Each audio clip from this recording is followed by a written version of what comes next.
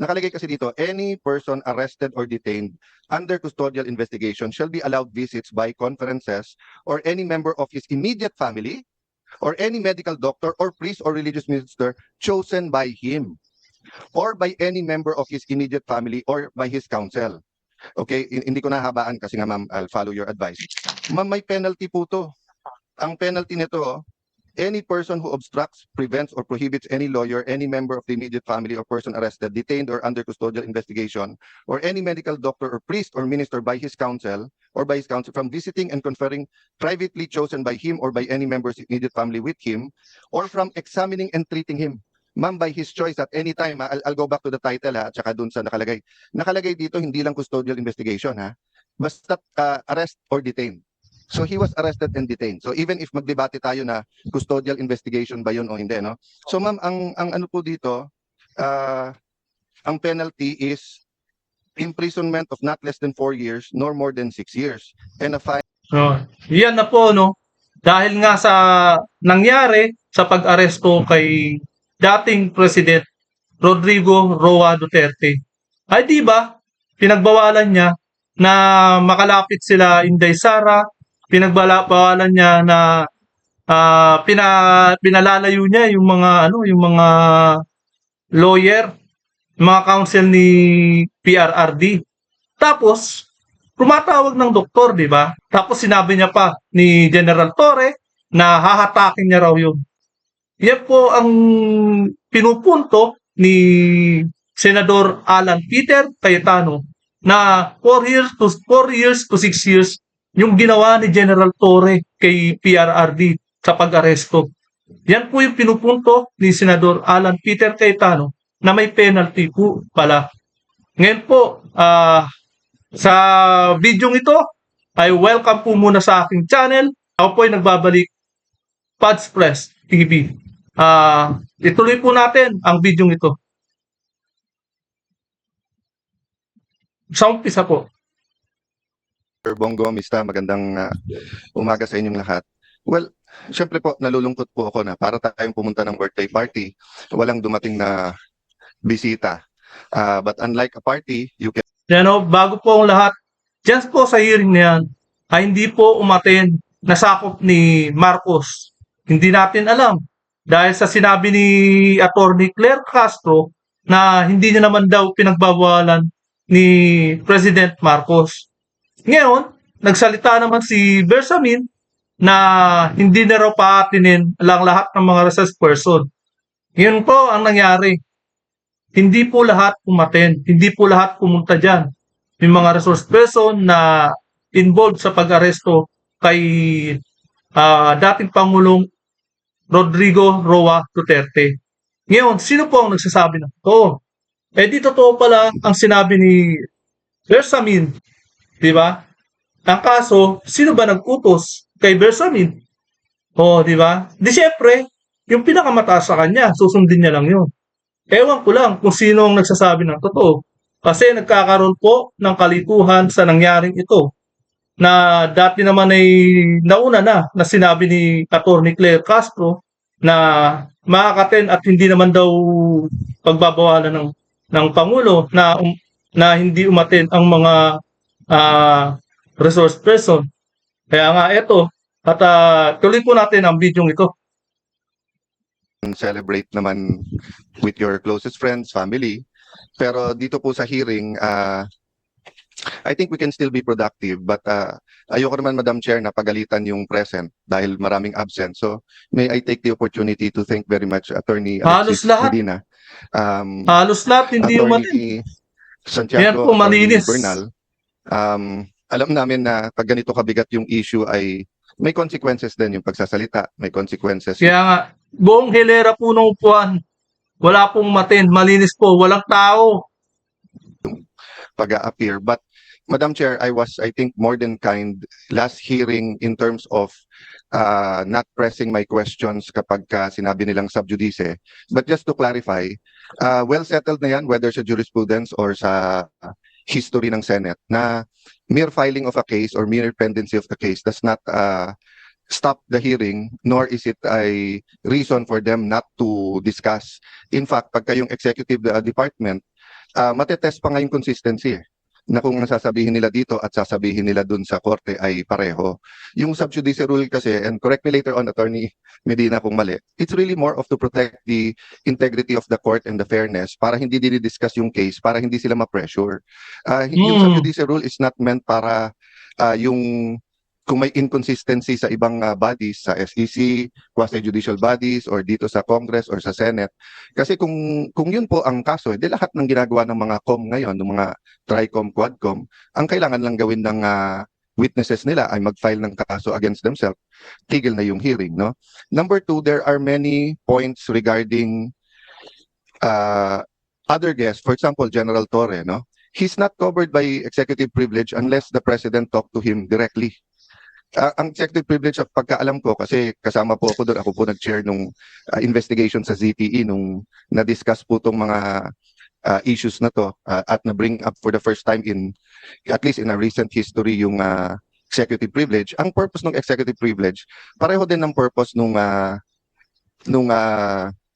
privilege na binibigay, for example, sa journalist, that hindi nila kailangan sabihin kung sino ang kanilang source, or kaya mag-asawa, or yung doktor at pasyente, or abogado at saka kliyente. Ang purpose kasi nun, the client and the lawyer can freely discuss. Ganun din, ang doktor at saka pasyente can freely discuss kasi they will not be compelled to testify, no? Against his client, against doctor. Pero lahat yan meron ding isa pong exception, no? For example, sa doctor, if iaminin sa kanya that a crime is about to happen sa United States, then they are required to say that. So ganun din po dito sa executive privilege. Malinaw sa Supreme Court ruling, you cannot use executive privilege if ang pinag-uusapan may crime ba o wala, or if it's to cover up a crime. At this point, we're not saying there is a crime to cover up, but I will bring up that point right now. So ma'am, of course, under your leadership, and syempre may emotions naman talaga si Senator Bongo last time, kayo po. Ako, try ko lang pigilan. Talagang bantay na bantay ako ng asawa ko na huwag uminit ulo last hearing, no? Sa bagay, naging kalma lang talaga si Senador Peter Cayetano nung nakarang hearing. Pero talagang damang-dama niya rin talaga na hindi niya rin maipakita. Pero sa loob-loob niya, talagang galit din yan. Nung una pa lang kinabukasan, pagkatapos ng pag-aresto kay dating Pangulong Rodrigo Roa Duterte, yan, nagsalita na agad si Senador Alan Peter Cayetano na kesyo talagang wala raw due process na nangyari. Hindi raw nirekomenda sa competence judiciary authority. Hindi dinaan sa korte. Tapos yung nangyari pa di ba, minadali, hindi na hinintay yung petition ng PRO. Kaya ito po, tuloy po natin ang video ito. At saka nga pala, dito yan sa kaya napansin natin wala talaga umatid. Nagkaroon talaga ng harangan, kumbaga talagang gusto talagang wag pagsalitain ang mga resource person. Hindi natin alam kung sino may pakana nito. Usap ko rin ng Senate President na let's check the facts, apply the issues, wag mo nang banat ng banat kasi nga baka hindi natin nakita yung buong video. So parang panigurado lang. I think lahat naman nahimasmasan, lahat naman po tayo ay nakapag-reflect. So I was reflecting on, and ma'am, pwede ba after this just to show a short video ni General Torre? Kasi ito lang, no? Sa akin lang, no? Sayang lang talaga. Kung kailan nandito pa yung si General Bato, saka naman wala yung mga resource person. Hindi kaya talagang iniwas nila kay General Bato, ay kay Bato de la Rosa, Senador Bato de la Rosa, iniwas nila doon. Dahil talagang dito, mas makapangyarihan na senador dito. Hindi sila makakaporma. Kaso talagang iniwas nila. Ano yan? Natunugan ba? Hindi kaya Republic Act number 7438, an act defining certain rights of a person arrested, detained, or under custodial investigation, as well as the duties of the arresting, detaining, and investigating officers, and providing penalties for the violation thereof. yun. Magkakaroon pala ng May I violation, penalty. Akin to court na pagkawala po o hindi pinayagan yung ebidensyang i-offer, dito i-proffer. no? So wala sila, pero hindi ibig sabihin hindi ko pwedeng ilagay sa record yung tanong at baka sa media nila sagutin, baka dito later on. Ang linaw po kasi dito, nakalagay po dito. Okay lang kay Senator Cayetano kasi may chronological Okay, presentation one line tayo. lang. At saka si Senator Bato gustong pag-usapan din yung arrest. Sige ma'am. I'll leave just this one line lang para lang hindi mabitin yung train of thought, no. Nakalagay kasi dito, any person arrested or detained under custodial investigation shall be allowed visits by conferences or any member of his Kaya immediate po, family dami. or any medical doctor or priest or religious minister chosen by him or by any member of his immediate family or by his counsel. Okay, hindi ko nahabaan kasi nga ma'am, I'll follow your advice. Ma'am, may penalty po to. Ang penalty nito, any person who obstructs, prevents, or prohibits any lawyer, any member of the immediate family or person arrested, detained, or under custodial investigation, or any medical doctor or priest or minister by his counsel from visiting and conferring privately chosen by him or by any member's immediate family with him, or from examining and treating him. Ma'am, by his choice at any time, I'll go back to the title at saka dun sa nakalagay. Nakalagay dito, hindi lang custodial investigation basta arrest or detain. So he was arrested and detained. So even if magdebate tayo na custodial investigation ba yun o hindi, no?